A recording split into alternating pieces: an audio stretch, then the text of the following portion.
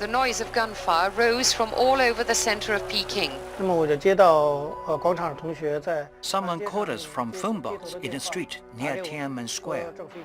He said the government had opened fire on the students. I've never thought anything like that would happen. I was in shock. The troops have been firing indiscriminately, but still, there are thousands of people on the streets who will not move back.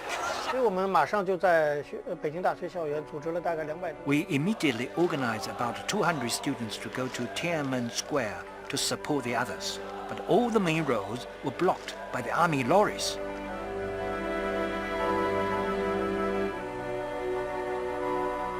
I was in my first year in Peking University. I was 20 years old. I played a leading role from the very beginning of the protests. We went onto the streets to demand democracy. Although the Communist Party had tried to reform, it hadn't done enough. And we wanted to pay tribute to the Communist Party leader Hu Yaobang, who had just died.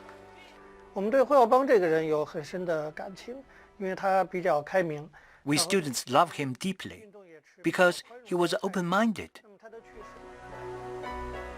I left Tiananmen Square around noon on June the 3rd. Although we all knew we were surrounded by troops, people were smiling.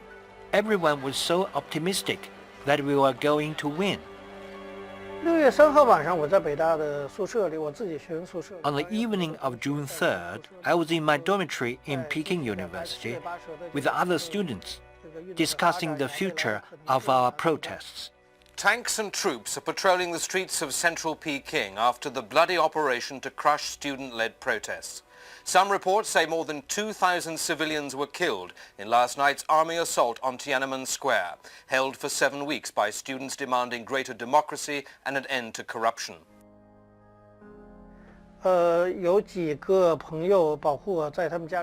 Other students told me I had to hide. They hid me in the other universities, and I went on the run for about a month. I didn't have a radio to listen to updates about the crackdown. I didn't dare turn on the TV either.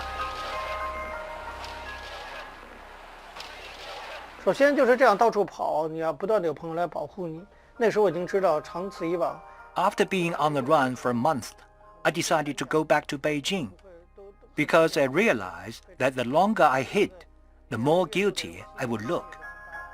I didn't want to live like a rat hidden in a tiny room, never coming out for daylight.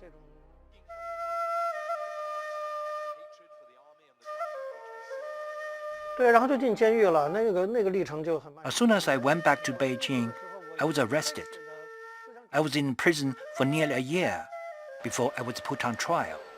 Then, I was sentenced to 4 years in jail. I even thought I would be executed because I was a number 1 on the Chinese government's wanted list.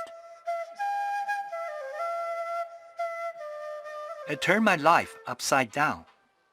I'd always been a top student, and I was a leader in the Communist Party Youth League.